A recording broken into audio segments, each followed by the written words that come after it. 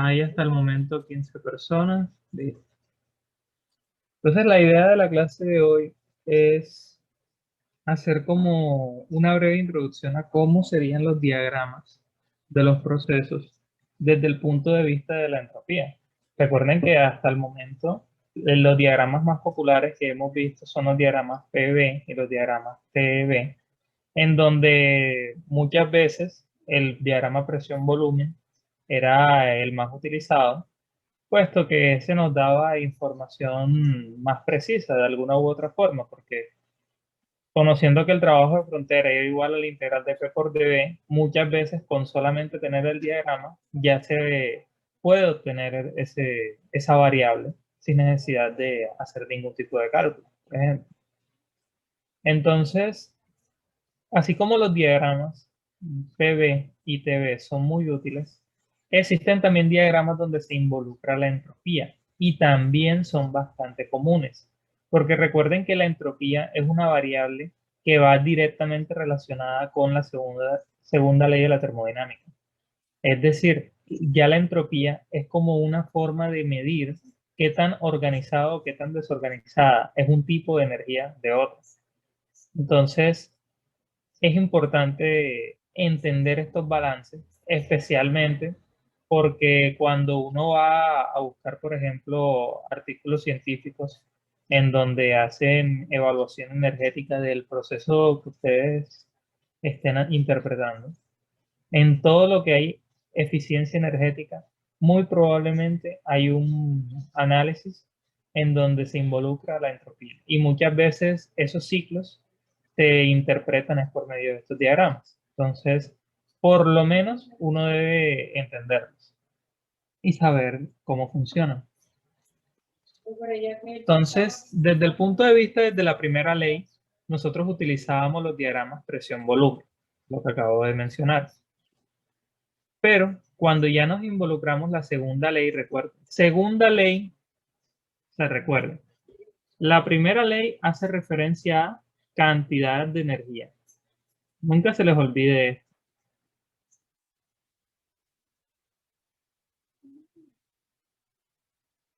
Algo que se les debe quedar de este curso de termodinámica es que la primera ley de la termodinámica, en términos simples, hace referencia a la cantidad de la energía que entra, sale, se almacena.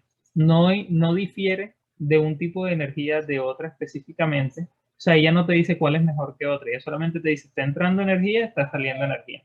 Y de estos tipos. Mientras que la segunda ley hace referencia a la calidad de la energía.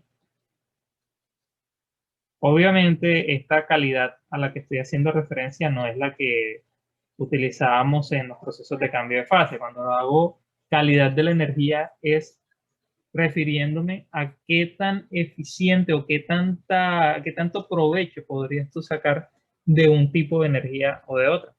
Un ejemplo para entender esto es como si compararas digamos, que tienes 50 kilojoules de energía eléctrica y tienes 50 kilojoules de energía solar. Entonces, según la primera ley de la termodinámica, ambas son 50 kilojoules. O sea, ella te dice, bueno, tienes 50 kilojoules de uno y 50 kilojoules de otro. Ambas son cantidades. Sin embargo, la primera ley no es capaz de decirte, bueno, quizás tú puedas hacer más con esta o quizás puedas hacer más con esta, ¿no? Ella no te dice. Ella solamente te dice, mira, tienes 50 kilojoules de este tipo de energía y tienes 50 kilojoules de este otro tipo de energía. En términos de cantidades, ambos son 50 kilojoules. Uno podría pensar, no, puedo hacer lo mismo con ambas. Pero cuando ya involucramos la segunda ley de la termodinámica, que nos hace referencia a la calidad de la energía, entonces ya nosotros estamos diciendo, bueno, resulta que no todas las energías son iguales. Hay formas de energía que son más desorganizadas que otras. Y siempre que involucren el término desorden, o sea, qué tan ordenada o desordenada esté una forma de energía, están haciendo referencia a la entropía. Porque recuerden que la entropía es básicamente una forma de medir el grado de desorden molecular que existe entre las moléculas del sistema, por decirlo de alguna forma. Entonces, ¿qué conclusión nosotros podemos sacar aquí? Que la primera ley de la termodinámica te dice, bueno, tienes 50 kilojoules de este, 50 kilojoules de este. Pero la segunda ley te dice, mira, esta que tú tienes acá, que la voy a colocar de otro color, esta que tú tienes acá es organizada. Mientras que este que tienes acá es desorganizada.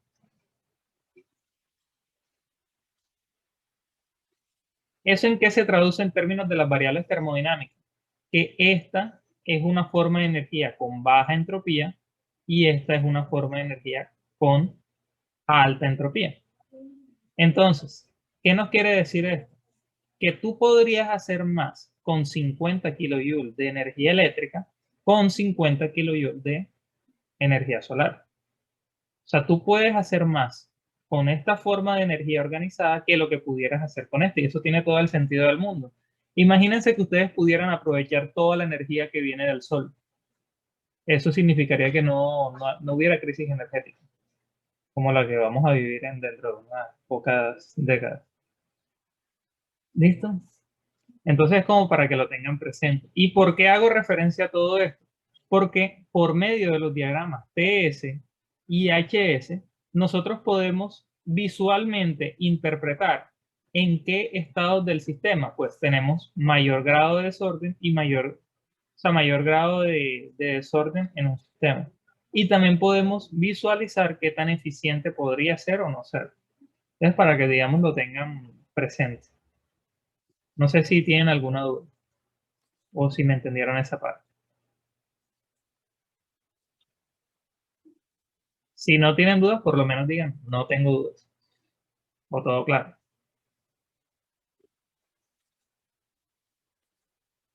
Oh, claro. Listo. Entonces, continuamos acá. Entonces, cuando nosotros estamos haciendo referencia al diagrama temperatura-entropía, este básicamente lo que nos quiere decir es, bueno, si ustedes están haciendo el diagrama TS, recuerden que el PV era una manera de interpretar interacciones de trabajo en un sistema. De alguna u otra forma, eso es lo que nosotros nos quería decir. Pero en el diagrama TS no se observa trabajo. Se observa la transferencia de calor durante un proceso internamente reversible. ¿Qué quiere decir eso? Si ustedes tienen un proceso, o sea, imagínense que ustedes tienen un sistema de la siguiente forma. Entonces, ese sistema está rodeado, digamos, por lo que nosotros podríamos decir un universo externo, los alrededores inmediatos. Esos alrededores están llenos de irreversibilidades. Pero una consideración que se puede hacer en termodinámica es que un proceso, en su estado más ideal, internamente es reversible. Entonces, el diagrama TS nos permite visualizar cuál es esa transferencia de calor durante ese proceso internamente reversible. Es como una manera de visualizarlo. Ahora, esto de procesos irreversibles, reversibles, ustedes lo que tienen que tener claro como tal es que cuando les hablen de un proceso irreversible les están comentando sobre algo real. La realidad es que ningún proceso es reversible. O sea, internamente reversible, eso es una consideración que nosotros estamos haciendo. Pero siempre hay reversibilidades. Siempre. Entonces, ¿de qué nos sirve esto? Bueno, es una manera de ver, por decirlo de alguna forma, la eficiencia de un proceso. O sea, qué tan lejos estamos o qué tan cerca estamos del límite. Entonces, por definición, nosotros sabemos que el diferencial de calor de un proceso internamente reversible es igual a la temperatura por el diferencial de entropía, esto en kilojoules. Y también sabemos que si nosotros integramos en ambos lados, la integramos acá, e integramos acá entre los estados 1 y 2, nosotros podríamos decir que el calor internamente reversible es igual a la integral del diagrama TS. Entonces, esto es análogo a lo que nosotros conocíamos en el trabajo. Trabajo de frontera igual a la integral de presión por el dB. Recuerden que cuando ustedes tenían un diagrama KPV, tenían diagrama PV y, por ejemplo, tenían acá un proceso 1 y un proceso 2, el área que estaba bajo la curva, es decir, esta área, era igual a el trabajo, porque eso es básicamente la integral de P por dB. Nosotros sabemos de cálculo 2. El área bajo la curva es igual a la integral, definida entre dos puntos, entre otras cosas. Bueno, lo mismo sucede. Si ustedes tienen un diagrama TS, o sea, digamos que tienen acá temperatura, entropía, y tuvieran un proceso que se puede dar de cualquier forma, entonces el área bajo la curva estaría haciendo referencia al calor de un proceso internamente reversible. ¿Listo? Son como analogías que podemos hacer, ya conociendo temas de la primera ley de la termodinámica. Entonces, vamos a borrar esto de acá y continuamos. Entonces, si estamos haciendo referencia al diagrama TS, es importante, digamos, mencionar o resaltar este tipo de proceso en el cual ustedes se van a encontrar, y es procesos isentrópicos. ¿Qué quiere decir un proceso isentrópico? Es aquel donde la entropía es constante. ¿Listo? Algo que ustedes deben tener presente en este tema de la entropía es que todo proceso en el universo produce entropía. O sea, todo proceso reduce entropía. ¿Cuál es el caso límite? O sea, el caso límite es cuando no hay generación de entropía, o sea, cuando la generación de entropía es cero. Pero durante un proceso nunca hay disminución. ¿Listo? O sea, nunca hay como disminución de la entropía. No. Ahora, se preguntarán, ¿eso quiere decir que yo no puedo tener procesos donde en el estado final tengo menor entropía que en el primero? Sí, sí puedes. Sí puedes tener. Lo que sucede es que no estamos haciendo referencia a la entropía de los estados. Estamos haciendo a la forma en cómo la entropía se distribuye por las formas de la energía. Tú puedes tener un proceso, por ejemplo, digamos un cilindro émbolo, así. Tú puedes tener este cilindro émbolo en el cual existe una transferencia de calor hacia los alrededores. Entonces, digamos que esto está a una temperatura 1 y esto está a una temperatura 2. Entonces, como la temperatura, recuerden que a mayor temperatura el nivel energético de las moléculas aumenta, entonces es lógico pensar que si T1 es mayor que T2, entonces la entropía en el estado 1 va a ser mayor a la entropía en el estado 2. Y uno podría llegar a pensar, bueno, ¿será que entonces esto me está haciendo referencia a que hay disminución de la entropía? No necesariamente, porque resulta que sí, es cierto, dentro de tu sistema la entropía final fue menor, pero tú generaste, o sea, para que esto se pudiera dar, tú tuviste que liberar calor, es decir, liberaste entropía al ambiente. Entonces, ese proceso de transferencia de calor que se tuvo que dar para efectuar este proceso hizo que en el universo esto de acá generara entropía. Entonces eso lo vamos a ver con más detalle más adelante cuando estemos hablando sobre los balances de energía. Pero es importante que tengan presente que todo proceso siempre genera entropía. Inclusive se habla, yo creo que ustedes tenían una lectura sobre eso, sobre un apocalipsis termodinámico o algo así. O sea, se dice que va a llegar el momento donde el universo ya no va a tener, o sea, siempre todo proceso en el universo constantemente está generando entropía. Entonces, según va a llegar un momento donde ya no, o sea, la entropía va a ser tan alta que pues, sería como el fin del universo o algo así. Como para que lo tengan, como para que lo entiendan. Entonces, importante tener claro eso. Podemos tener procesos en los cuales la entropía final sea menor que la inicial, pero nunca va a haber disminución de entropía. Siempre se genera. Entonces, ¿a qué hace referencia entonces que un proceso isentrópico? Que pues en el estado inicial y en el estado final, la entropía, o sea, el valor de la entropía será el mismo. ¿Ok? Entonces, esto de acá es algo ideal. ¿Ok? Es como por decirlo así, óptimo. ¿Qué tanto, o sea, cuál es lo máximo que nosotros podríamos llegar a producir, por decirlo de alguna forma? ¿Ok? Como para que lo tengan presente.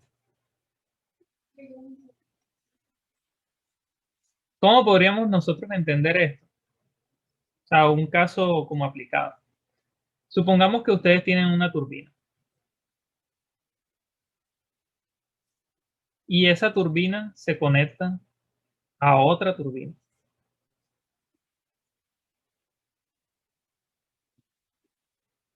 Vamos a poner este ejemplo.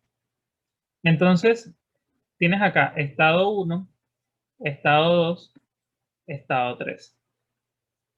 Resulta que naturalmente tú acá vas a tener un valor de entropía, acá vas a tener otro valor de entropía y acá vas a tener otro valor de entropía. Entonces, para que este proceso, o sea, supongamos, bueno, esto puede ser también un compresor en general, pero para que este proceso, digamos, se dé la manera más eficiente posible, lo ideal sería que durante estas etapas la entropía fuera constante, no que exista un aumento de la entropía, porque si hay aumento de la entropía, pues vas a poder aprovechar menos esa energía. Pasa lo que les comentaba sobre la energía eléctrica y la energía solar. Son 50 kilojoule ambas, pero una es más aprovechable que otra. Entonces, para que lo tengan también presente al momento de entender o interpretar estos procesos isentrópicos. Entonces, ¿cómo se definen estos procesos? Pues muy sencillo. En un diagrama TS, debido a que el eje X está definido por la entropía, entonces va a ser una línea vertical. Entonces, siempre que ustedes vayan a dibujar un proceso isentrópico, entonces simplemente van a dibujar una línea vertical. ¿Ok? Entonces, con respecto a los diagramas HS, nosotros lo que vamos a tener es lo siguiente.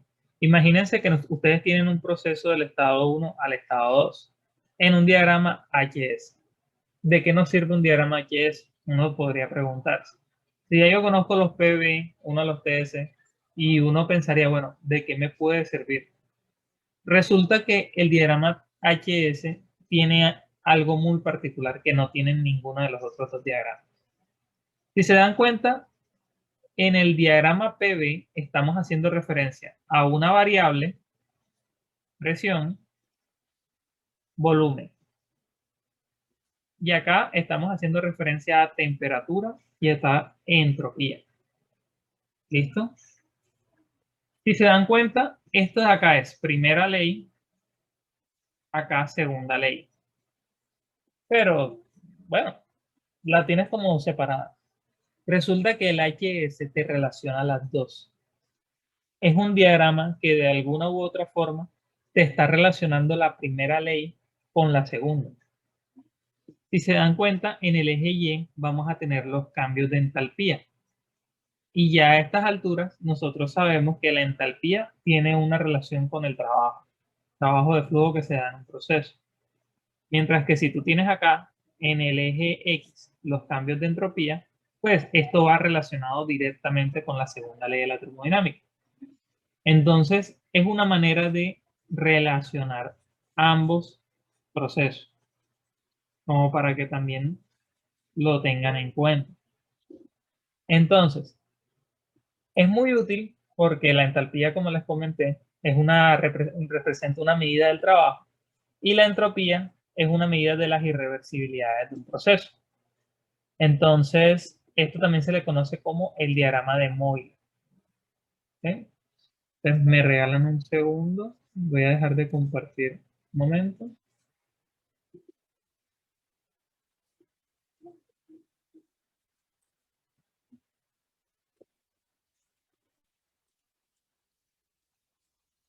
Ok.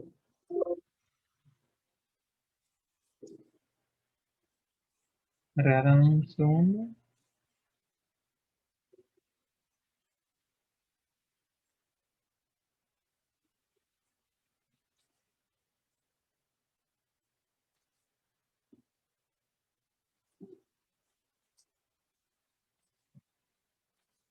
Listo. Entonces, ¿ahora qué vamos a hacer? Vamos a dibujar entre todos el ciclo de Carnot en un diagrama TS e indique las áreas que representan el calor suministrado, el desechado y el trabajo neto de salida en este diagrama.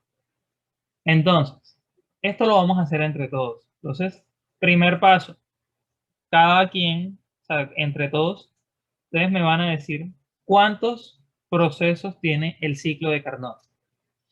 Vamos a recordar su curso de calorías. Si no lo recuerdan, se pueden ir al libro. En el capítulo 6, ahí está el ciclo de Carnot. ¿Ok? Entonces me dicen cuántos procesos tiene el ciclo de Carnot, primero que todo.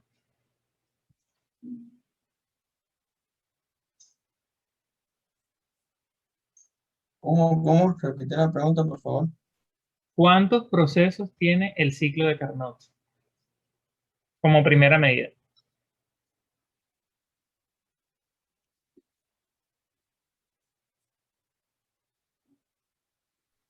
Creo que 4.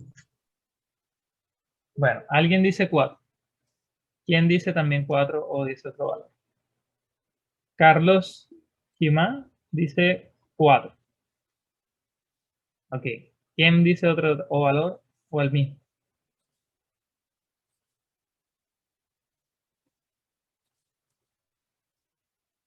Jesús también dice 4.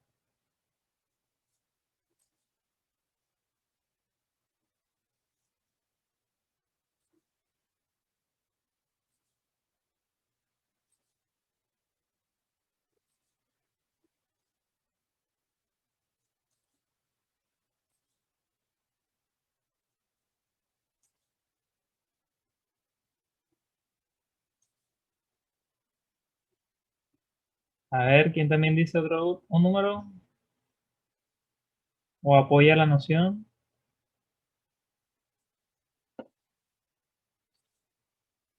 4. Entonces, efectivamente son 4 procesos. Entonces, primera anotación que tenemos con respecto al ciclo de Carnot es que son 4 procesos. Es decir, que nosotros vamos a tener un estado 1 a un estado 2, un estado 2 a un estado 3, un estado 3 a un estado 4 y un estado 4 a un estado 1. Porque es un ciclo, se tiene que repetir. Ahora, me van a decir cómo son esos procesos. ¿Cómo es el proceso inicial del ciclo de Carnot?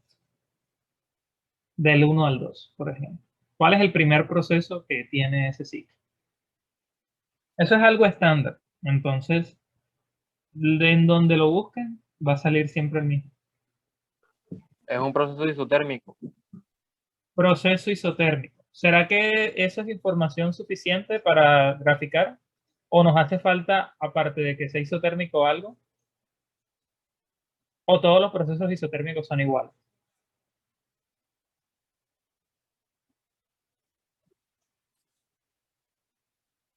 Natalia nos comenta, es una compresión isotérmica. Ok.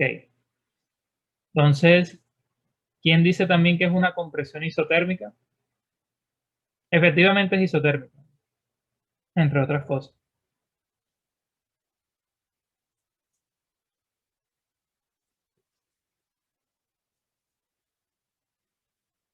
O creo que expansión.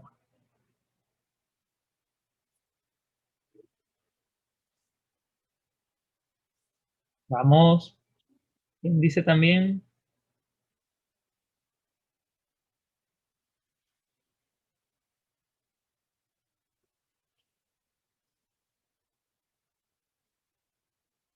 Jesús nos comenta expansión.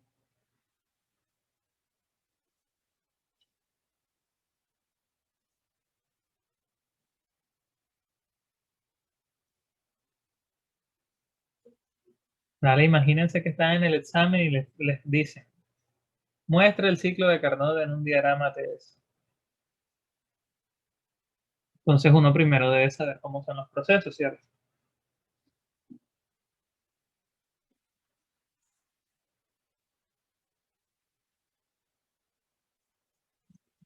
Entonces hay alguien que nos comenta que es, alguien nos dice que es isotérmico, efectivamente, isotérmico.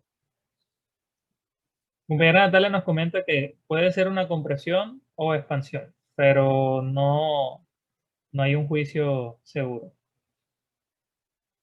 Su compañero Jesús nos comenta expansión. Natalia dice que expansión. A ver, participen. ¿Quién también apoya?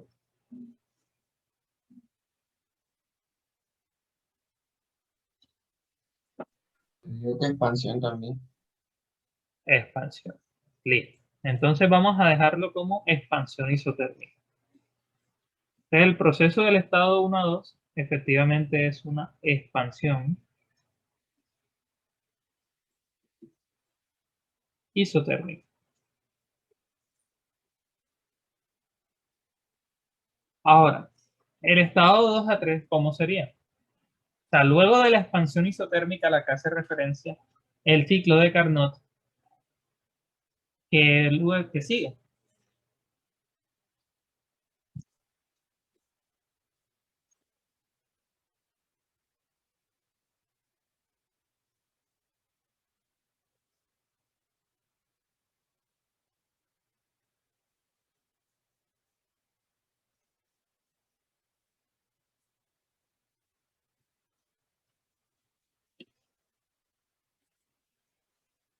El compañero Jesús nos comenta una expansión adiabática.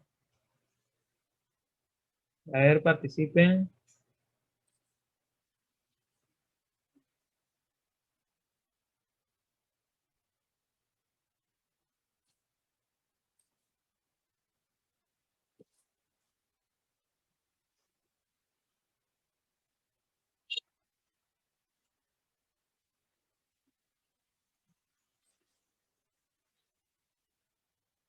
Expansión adiabática.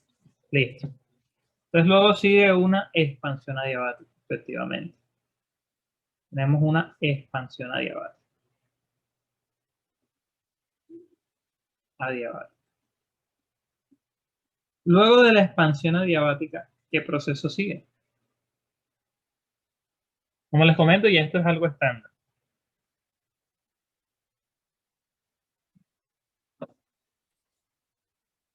Una compresión isotérmica. Nos comenta.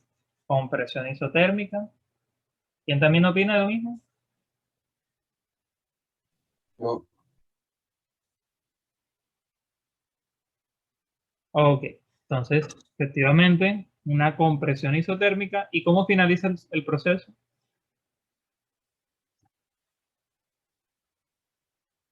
Una compresión adiabática. Una compresión adiabática. Es básicamente el ciclo de Carnot consta de dos procesos isotérmicos y de dos procesos adiabáticos. Este es un ciclo ideal de las máquinas, entre otras cosas. Compresión adiabática. Entonces, nosotros queremos dibujar estos procesos en un diagrama TS. Recordemos un momento cómo se visualizaba esto en un diagrama presión-volumen. Entonces, porque el término expansión y compresión es más fácil de visualizar en este tipo de diagrama. Entonces, por medio del diagrama PV, uno podría decir, yo voy a tener un estado 1 en este punto. Aquí. Entonces, primero que todo, voy a tener una expansión isotérmica. Si yo tengo una expansión isotérmica, ¿qué ocurre con el volumen? ¿Aumenta o disminuye?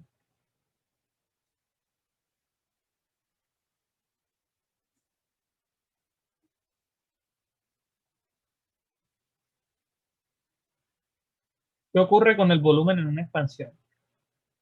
Aumenta. Aumenta, ¿cierto? El volumen aumenta. Ahora, ¿qué ocurre con la presión? ¿Qué esperan ustedes que ocurre con la presión si aumenta el volumen a temperatura constante? Para esto, relacionen, o sea, no siempre ocurre no siempre los gases son ideales, pero para poder ver las relaciones, yo les aconsejo, recuerden esta expresión. Aquí pueden ver, o sea, solamente visualizando esta o PV igual a NRT, ustedes pueden ver cuál es la proporcionalidad que existe entre las variables. Entonces, lo que estamos visualizando ahora es, aumenta volumen, ¿qué ocurre con la presión si la temperatura es constante?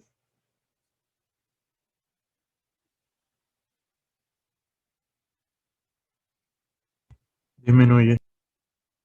La presión disminuye, ¿cierto? Porque son inversamente proporcionales. ¿Eso por qué es importante? Porque uno podría decir que el proceso está acá, o podría decir que está acá. Todo depende si la presión aumenta o disminuye. O sea, no es algo trivial en realidad. Se vuelve trivial a medida de que ya uno entiende cómo funcionan los procesos.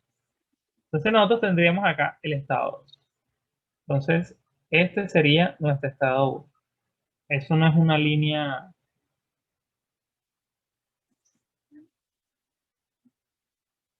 no es una línea recta, entre otras cosas. Tiene cierta curvatura. Ok, entonces tenemos el estado 1 al 2. Ahora, luego ocurre una expansión adiabática. Si hay una expansión, lo que sí sabemos es que tiene que aumentar volumen y ya comentamos que tiene que disminuir la presión. Es decir, que obligatoriamente el estado 3 tiene que estar por debajo de 2 y tiene que estar hacia la derecha, porque el volumen aumenta. Ahora, el proceso adiabático en un diagrama PV, recuerden que también se visualiza de esta forma.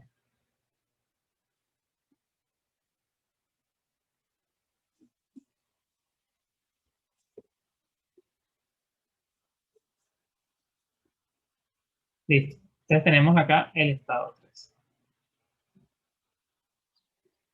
Ahora, tenemos una compresión isotérmica. ¿Qué ocurre en la compresión? Con las variables. ¿Qué ocurre con la presión, la presión y el volumen? Les pregunto.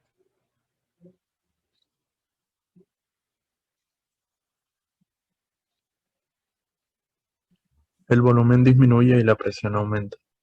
Exactamente. Entonces, uno podría decir que la presión tiene que estar por encima de 3 y luego el volumen también tiene que estar hacia la izquierda. Entonces, esto sería algo así. Y luego ocurre una compresión adiabática.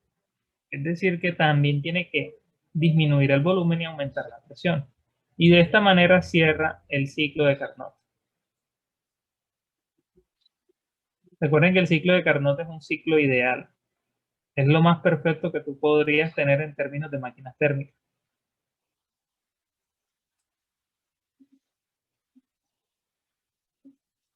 Entonces, datos importantes del ciclo de Carnot.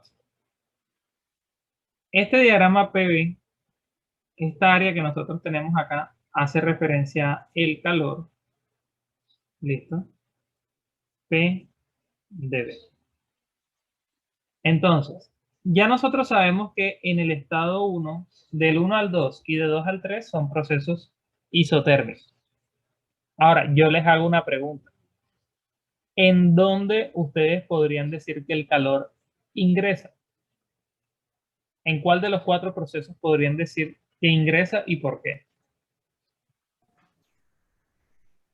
Por los dos isotérmicos. Por los dos isotérmicos No, mentira, entra por el 1 a 2 y sale por el 3 a 4. ¿Y qué te lleva a esa conclusión? porque los otros son adiabáticos. Sí, pero podría ser lo contrario, que salga de 1 a 2 y que entre de 3 a 4. Ah, bueno, sí, simplemente que tuve un recuerdo fugaz. O sea, está bien, pero si no supieras, porque a uno le dice, no, bueno, el calor acaba de entrar y acaba de salir. Pero si uno no supiera ese dato, solamente con conocer que es una expansión isotérmica, uno podría decir que entra o sale.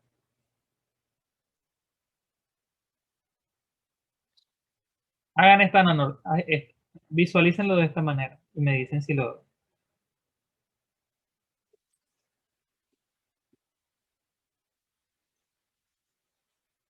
Visualícenlo de esta manera.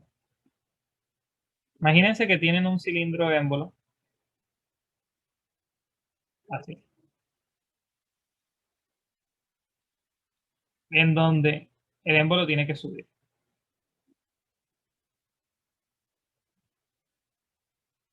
Y acá también tienen un cilindro émbolo.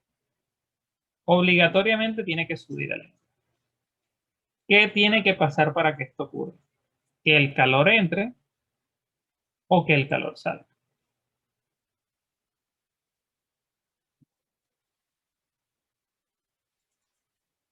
Visualícenlo de esa manera. ¿Cuál de los dos escenarios se tiene que dar para que efectivamente el émbolo pueda subir? Teniendo en cuenta que la temperatura es constante, claro.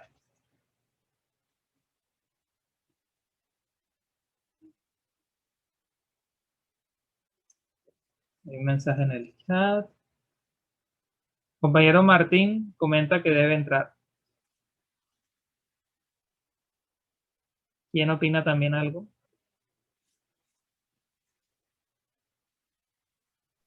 Entra, Entre. ¿Por qué le lleva a pensar que porque supongo que se necesita más materia para que se expanda.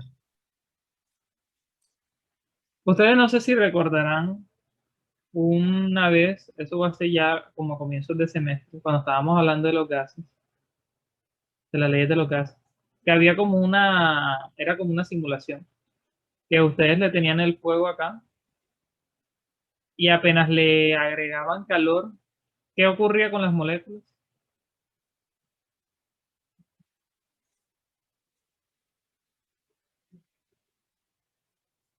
¿Qué ocurre con las moléculas? Se mueven más. Se mueven más. O sea, energéticamente hablando, se vuelven más activas las moléculas. Eso genera que haya mayor número de choques entre ellas. Entonces, normalmente ese aumento en el número de colisiones se manifiesta en un aumento de la temperatura. Pero si esa transferencia de calor se da lo suficientemente lento para que el sistema permanezca a temperatura constante y estamos cambiando el volumen y la presión para que esto efectivamente se pueda dar, entonces lo que nosotros nos indicaría esto, en la analogía del cilindro émbolo que les estoy colocando, es que si ustedes agregan calor, las moléculas se van a mover más y esa energía se va a traducir en un movimiento del émbolo que efectivamente va a subir. O sea, las moléculas le van a entregar energía al émbolo para que éste suba. Claro está, todo esto se da de tal forma que la temperatura permanezca constante, como para que lo tengan presente.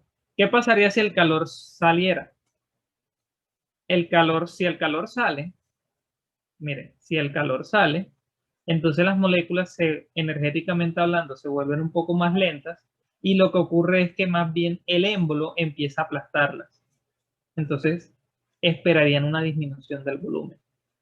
Entonces, miren que solamente visualizando un diagrama PV yo puedo interpretar un proceso termodinámico. Por eso es que los diagramas en realidad son muy... O sea, ellos te permiten visualizar los procesos sin necesidad de que tú de verdad te lo estén explicando. Por eso es que es importante por lo menos interpretarlos. Entonces, efectivamente acá el calor entra. Ahora, del estado 3 al 4, pues lógicamente sabemos que debe salir. ¿Por qué? Porque si hay una compresión, entonces ocurre el escenario opuesto que les comentaba. Si sale, entonces el émbolo tiende a aplastar las moléculas. Ahora, esto no necesariamente tiene que ser un cilindro émbolo, puede ser el dispositivo que ustedes deseen. Solamente porque el ciclo de Carnot, entre otras cosas, aplica para cualquier máquina térmica, no necesariamente un émbolo. Entonces, esto de acá es el calor que sale. Ahora, ¿será que no hay flujo de energía entre el estado 1 a 4, el de estado 4 a 1 y el estado 2 a 3? ¿Será que no hay flujo de energía? ¿O sí hay flujo de energía? Ya sabemos que es adiabático, pero ¿será que no hay ninguna interacción de energía ahí?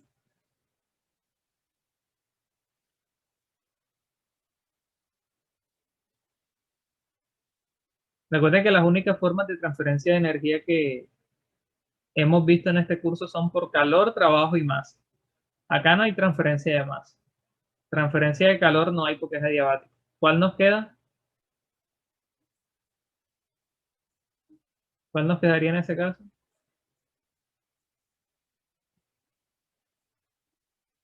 ¿Profe, puede repetir lo que acaba de decir, lo de las transferencias? Recuerden que la energía solamente se puede transferir por calor, trabajo y masa. Son los tres mecanismos de transferencia de energía que se ven en termodinámica. Y en casi la naturaleza son prácticamente los tres tipos de interacción de energía que nosotros estamos visualizando. Ya sabemos que es adiabático. Entonces, este es cero. Es un ciclo cerrado, por lo tanto, no hay transferencia de masa con los alrededores. ¿Qué nos hace falta? El trabajo.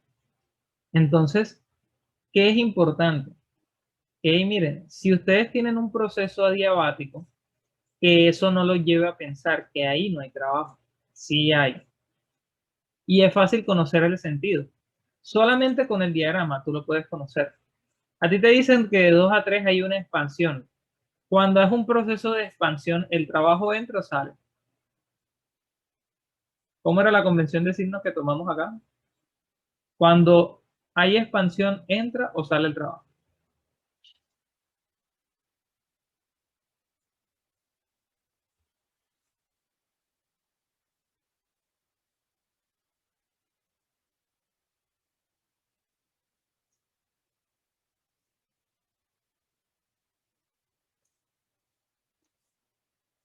¿Seguro? ¿Seguro que entra? Expansión. Émbolo sube.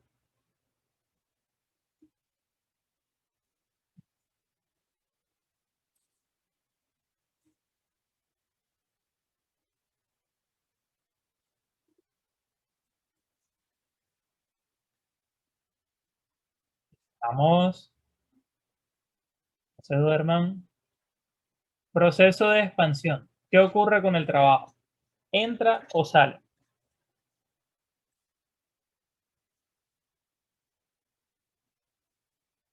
El trabajo sale. Porque se necesita energía, o sea, el trabajo de frontera se le está ejerciendo, o sea, el sistema es el que ejerce el proceso para que el émbolo suba. Recuerden eso. Entonces acá tiene que haber un trabajo que sale, efectivamente. Y acá como es una compresión, pues acá hay un trabajo que entra. En los procesos isotérmicos también hay trabajo. Entonces, eso era visualizando el diagrama PV.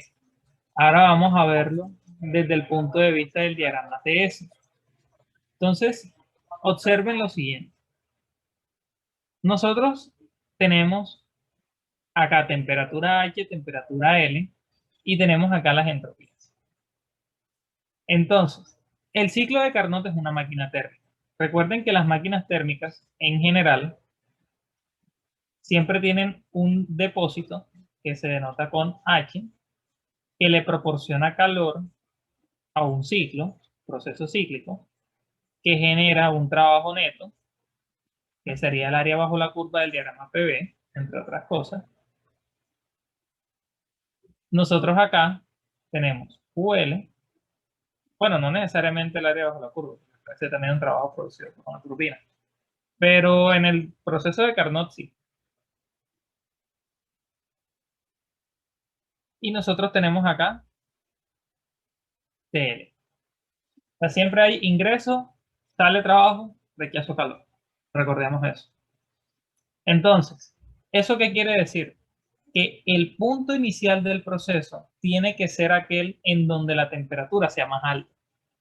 O sea, eso te lleva o te explica el hecho de que el punto 1 deba estar en el punto más alto, acá, y no aquí, por ejemplo. Uno podría preguntarse, ¿y por qué yo no dibujo el 1 aquí? ¿Por qué necesariamente arriba? Entonces, eso es simplemente porque si estamos hablando del ciclo de Carnot, el cual es el ciclo ideal para máquinas térmicas, entonces el punto inicial debe estar en el punto más alto.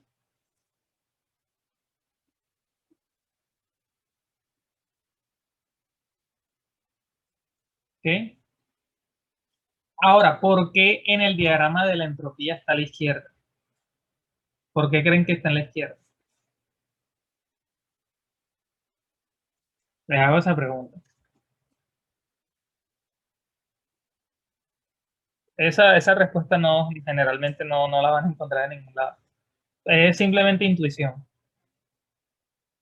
Si ya sabemos que la entropía es una medida de la irreversibilidad, que a mayor entropía, pues sabemos que el sistema, la energía es menos eficiente. ¿Por qué creen que es en el ciclo, en el estado inicial, pues la entropía es menor? O sea, miren que abajito te está diciendo, bueno, sí, la entropía es ahí, pero ¿por qué acá y no acá? Alguien podría llegar a pensar eso.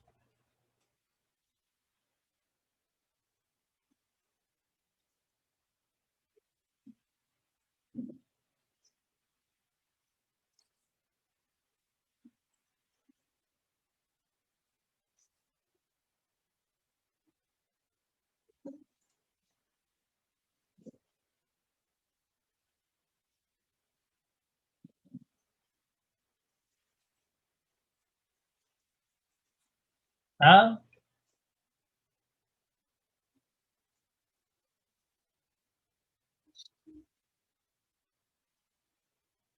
la razón es porque, miren, o sea, tienen que tratar de interpretarlo desde el punto de vista de una máquina térmica.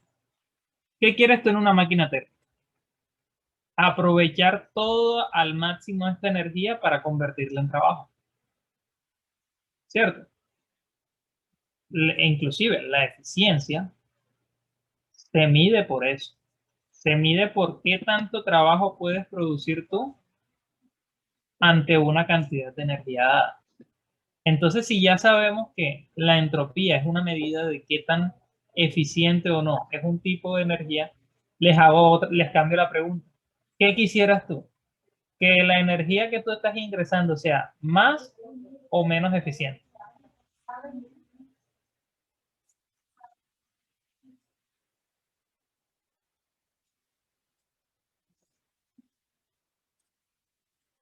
O sea, tú quisieras que fuera eficiente, ¿cierto?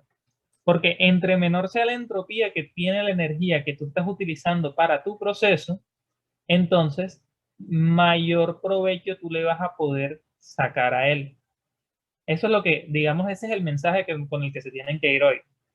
No es lo mismo que tú vengas y cojas un horno, por ejemplo, digamos que este es el horno con el que tú estás quemando carbón y ese calor de ese horno lo utilizas en un proceso que es una máquina térmica, o sea, este es el calor, y tú con eso produces un trabajo y rechazas el resto. No es lo mismo esto a que tú tengas unos paneles solares que sean los que le den el calor al proceso.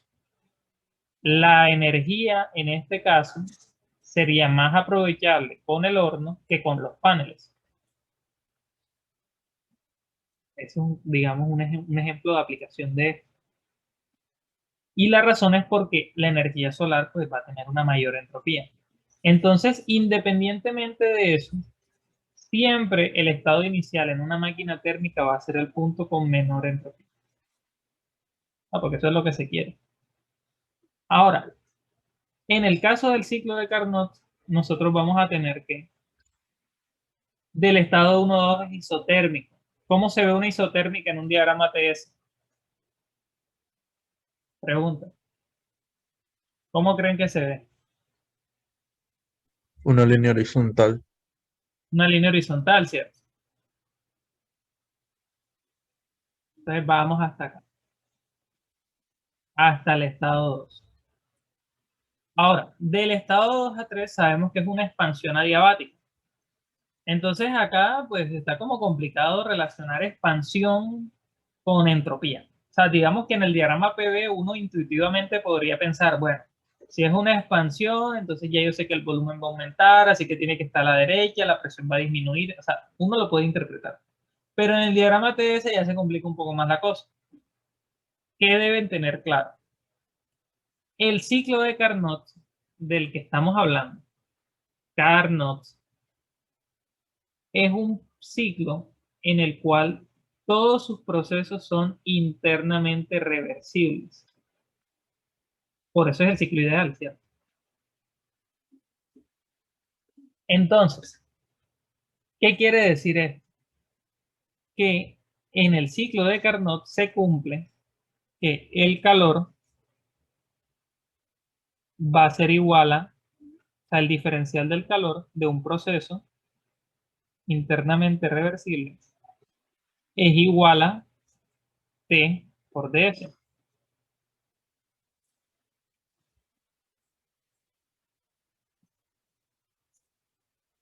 O sea, en el ciclo de Carnot se cumple esto. Eso se gama ahí parece una D, una S también. Así. ¿Eso qué quiere decir? Que el calor que se dé en un proceso internamente reversible, como de lo que es el caso de Carnot, nosotros vamos a decir directamente que, bueno, el calor del proceso va a ser igual al calor reversible y eso va a ser igual a T por Ts.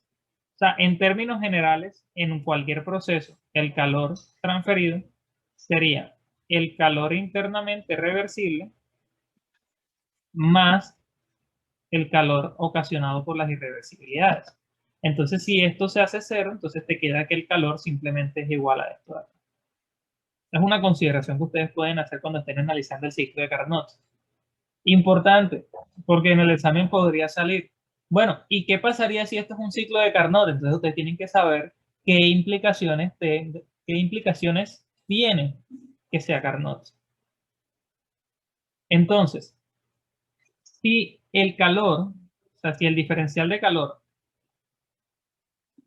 es igual a T por ds, porque ya sabemos que es un proceso internamente reversible, entonces como el proceso 2 a 3 es adiabático, nosotros vamos a tener que el calor es igual a 0. Por lo tanto, vamos a tener que T por ds es igual a 0. Si ustedes resuelven esta ecuación diferencial, van a llegar a la conclusión, es más, la podemos resolver súper sencillo. La temperatura la tenemos T por ds.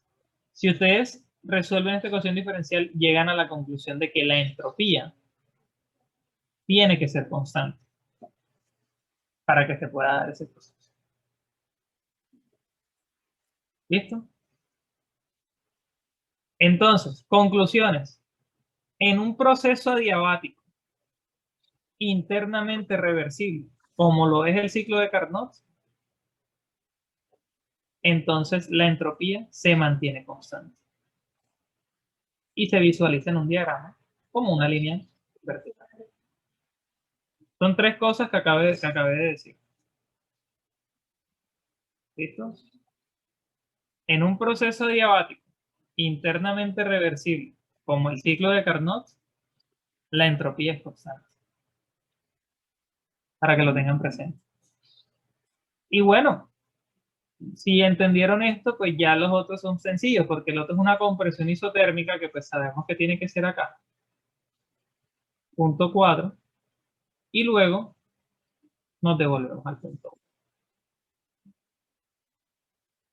Entonces, si se dan cuenta que con solamente el diagrama, ya este diagrama de acá nos dice mucho, porque ahí nos está haciendo referencia a todo. O sea, ya ahí estamos conociendo todo el proceso. Estamos conociendo también que, entre otras cosas, para que el ciclo se pueda dar de la misma forma, tú tienes que devolver el sistema a su entropía inicial. ¿Y eso cómo lo haces? Entregando la entropía a los alrededores. Entonces, por eso es que les digo, en un proceso siempre se genera entropía. Otro tipo de anotación que podríamos hacer acá, bueno, el área bajo la curva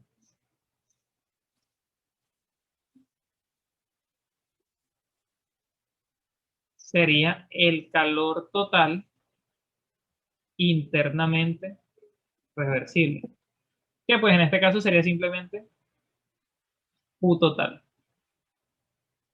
área bajo la curva, porque eso es igual a la integral de T por Ts. Y pues, ¿qué otras anotaciones podemos sacar de aquí? Pues además que hay procesos y ya tenemos el calor, lo que sí sabemos es que del 1 al 2 entra el QL y acá el QH. Es decir, a ustedes en el examen les puede salir, miren, considere el siguiente ciclo de Carnot y te muestran un diagrama así y te dan unos valores, temperatura y entropía. Entonces te dicen, QH es igual a 3 kilojoules. Determine cuál es QL. Así. Entonces uno dice, bueno, ¿cómo calculo ahí? No te dan más nada, simplemente te dan el diagrama y te dicen QH es igual a 3 kilojoules.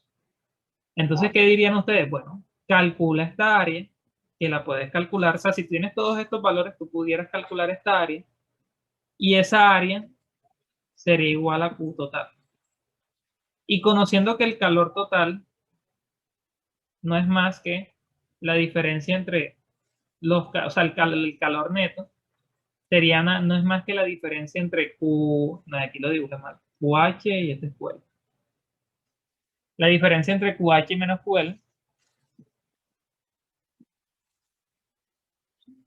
Entonces, tú podrías obtener fácilmente este de acá, despejando, como un ejemplo de aplicación. Entonces, digamos que ese es como el mensaje de hoy. Ya hasta acá, dejaríamos la clase de hoy. No sé si tienen alguna duda, si se entendió, no se entendió, tienen alguna inquietud.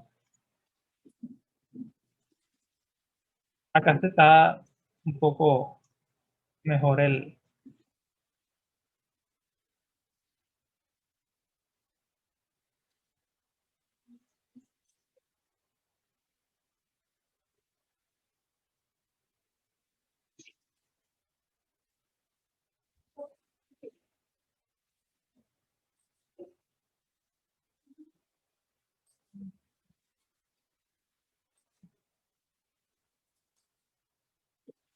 listo. Entonces, pues bueno, si no hay más dudas y todo está claro, entonces quedaríamos pendientes para la próxima semana. Ya la idea es entrar directamente a los balances de entropía y hacer ejercicios ya tipo examen, más que todo. Entre otras cosas, les aconsejo repasar todo lo que vieron ya de primera ley. O sea, cómo hacer un balance de masa, cómo hacer un balance de energía, cómo calcular el trabajo de frontera, cómo calcular el trabajo de una turbina, de un compresor, cómo saber si es estacionario, qué hacer si no es estacionario. O sea, repasar todo lo que han visto, porque en los ejercicios de entropía, eh, uno no empieza haciendo entropía. Uno empieza por aplicando primera ley y luego es que va a hacer la segunda.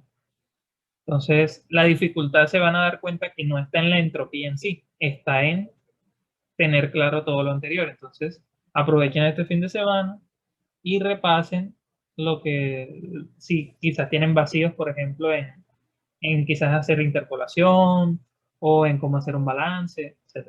Entonces, les aconsejo eso.